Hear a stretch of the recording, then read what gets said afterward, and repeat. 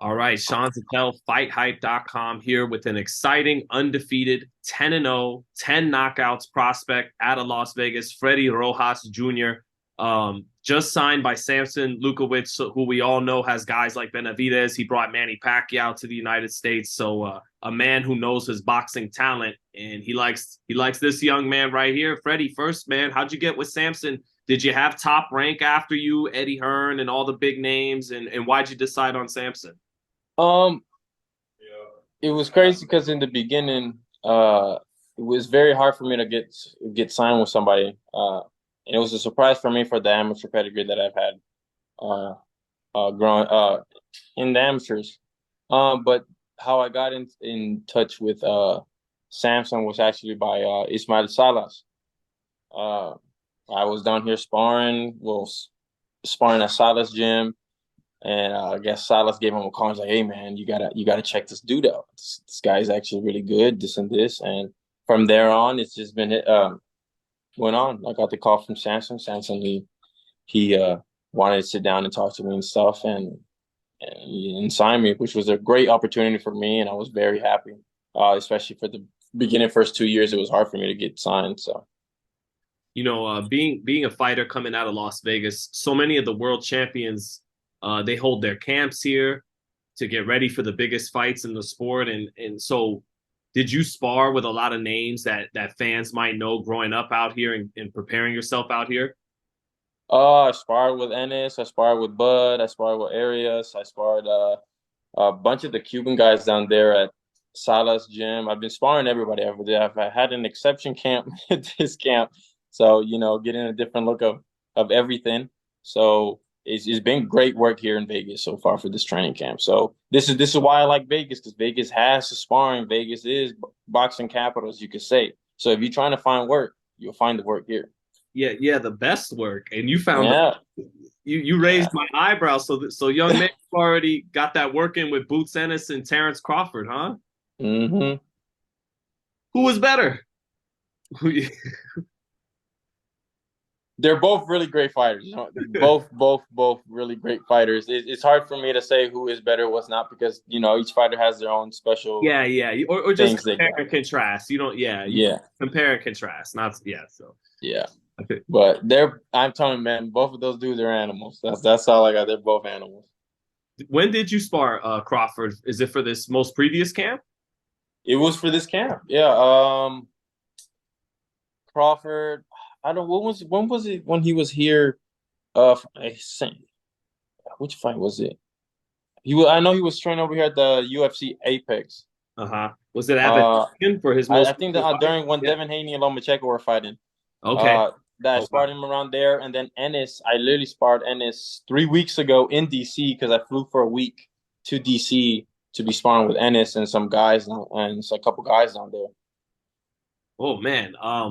Okay, so based on you got my mind spinning now, man. That's crazy. So based on the work you did with Terrence Crawford, how do you think his fight with Earl Spence is going to go in 3 weeks? I it was very good work. I believe that Bud is gonna win this fight. I do see it like it's gonna be a close fight, but I do see Bud pulling it off because I do think he's very good with his body work and he's very good at take taking people off of him. And one thing that I think that Bud does way better than Earl is he adjusts this every round. And it's like he gets better, or he knows there's like a switch in him. He knows when to just flip it. You know what I mean? But I do believe Bud's gonna win for sure. You mean like he figures you out? Yeah, he just adjusted. So is this like one thing that's not if one round is not working out for him? Next round is already changed. He knows what to do. You know, so which I think he does better than Spence. I think he knows how to adjust to a fighter as the rounds go by.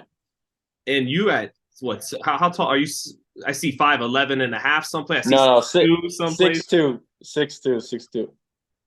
So at 6'2", Southpaw, right? Authoritative jab, Southpaw. So you were kind of the perfect preparation for him, right? You couldn't find a bigger Southpaw welterweight, right? No, no, yeah. So I was glad I got the call and stuff like that. While he was here, I think I sparred him like 4 or 5 times, which was good 4-minute rounds.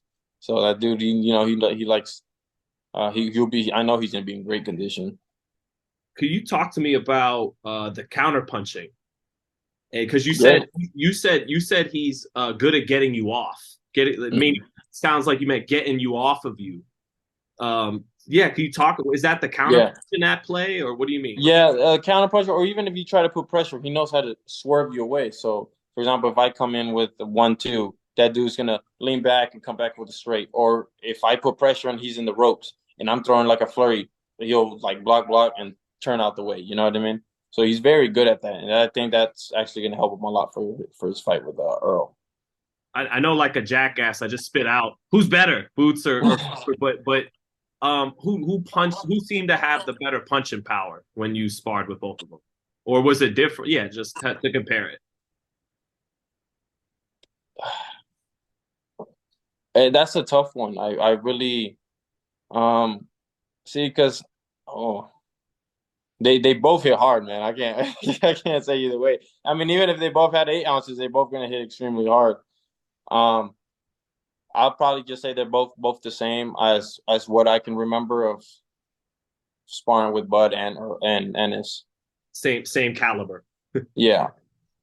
So do you think it's enough power that he wins the fight by knockout on the 29th? Uh, I think the fight's gonna go all the way, all 12. Okay. I don't think there'll be a knockdown from either one. I think the fight will go all the way. Now for yourself, man, again, 6'2" welterweight, big, I think several time national champion, medaled in the world championships and the amateurs. But for people who haven't got to see you fight yet, how would you describe yourself, your style, and who have you been compared to the most as you've come up as a fighter? Uh, I don't really know about compare. A lot of people throw a lot of different comparisons, but I'll say I'm more of it's like a boxing pressure type. So I've always been one of them awkward fighters. What I've been told from other fighters, of course, that I'm a boxer, but I put pressure in an awkward way.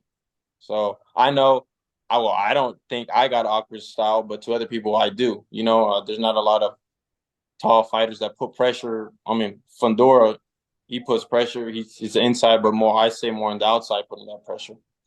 But is for me, it's just a more high volume type of fighter. Yeah, because Fundora, even though he was tall, he would kind of give up that height with those uppercuts. And are To you bang saying with the dude. right? Yeah, so I stay more on the outside. So I throw a lot of punches from the outside, but applying pressure at the same time, if that makes sense. So which I think if for a lot of fighters, they'll be like, well, that's a little weird, or awkward in what sense, or the way that I move. It sounds like though you're just trying to keep them on the end of your shots where they can't hit you. Yeah, of You're hitting course. them, right? Yeah, I mean, boxing is hit and don't get hit. I mean, I don't want to get rocked or something. Are you, well, do we maybe got like a Mexican Cuban Tommy Hearns on our hands at Hey, welterweight? man, shoot. Yes, sir. Yeah. I mean, that'll definitely be a first for sure. So I'm excited. I'm just ready to get ready to these big leagues, and I'm super excited for this fight. In my hometown, it's my homecoming, and having all my family support here, which is great. What do you think of the fact that fighting on a card headlined by Frank Martin, who I believe you beat years ago in the amateurs, and just thoughts on all that? It's crazy because I would have never thought that I would have been fighting on his card, or even we're both on the same card, which is crazy. Even the guy that he's fighting, it's crazy because I sparred with him at in Germany, getting ready for World Championships at the Olympic Training Center. So I basically have an idea of both of them, but I do believe Frank Martin's going to come out on top. Um, but I would have never thought I would have been on the same card, and I'm pretty sure he would have never thought the same thing as well. From rivalries to now fighting on the same card, and I think it's great. I'm actually very, very happy. I hope you guys don't get flashbacks at the weigh-in Friday. Let's keep it all good. He's a lightweight, you're a welterweight. Yeah, Some days are over. yeah. So no, but I think me and Frank are cool. I haven't seen him since 2017, but the times that when he went down to Colorado Springs and stuff, and we're sparring each other and stuff, he's always been cool with us. There was never no bad blood or anything. I mean, it's a sport, you know. But I mean, it happens though too, you know. Well, you got two different weight classes now, so it Yeah, yeah, yeah, should be yeah. all friendly now. But you know, being a tall guy, that presents its advantages, but it can also present its disadvantages. So Nice. what do you feel like you'll have to work on the most between now and the time you get to the top fights that you need to work on the most to be elite? Just really perfecting everything. I think just more. Obviously, the taller guys, so people are obviously going to put a lot of pressure and try to come in. That's the only way they're going to get in, put pressure and try to in it. So just, I think we just got to be working more with body movements or inside work and getting them off me and then turning them, but not running. So, um, so I think that's the only thing that we just got to keep on working on. You know, is it 11 knockouts and 11 fights Saturday night? I never like to say that I'm gonna win a fight by knockout, but I am mentally I'm going that it's gonna go all 10 rounds. But if the knockout comes, the knockout comes, which I hope it does. But it is in my books, and I'm confident that it probably will happen. So You know, say that goes down. When do you think we get you on Showtime, man? Whether it's Showbox or an undercard on Showtime Championship Boxing, one of those triple headers. Did you get any word about that? Maybe next year or I'm not sure yet. I know me and my team, we got we're ahead of schedule and we have some fights lined up maybe within these couple months. So we're excited. I'm just excited that I'm gonna be having more fights because for me it's very hard to get fights with my height and my weight and stuff like that. So more than anything, I'm just happy that I'm getting fights and stuff. So, but for sure this year, I think I'll be having like 2 or 3 fights, and then next year will definitely be a busy year. and then lastly, man, I can't let you go without one more Crawford Spence question since you did spar the man, just a couple months ago. Yeah. You picked Crawford, and yet Mhm. you're the more Earl Spence like fighter than you are. You're a tall, intelligent, pressure, southpaw behind the jab. So, why isn't that going to be enough for Errol Spence? And yeah, or do you think there's a scenario where it will be? I mean, look, it's boxing. Anything can happen, of Yeah, course. A punch is a punch.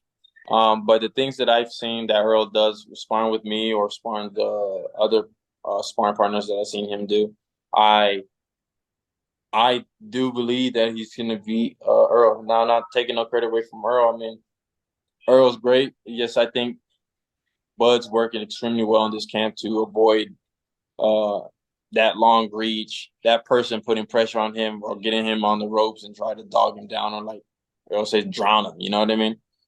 Um, but I don't know. I just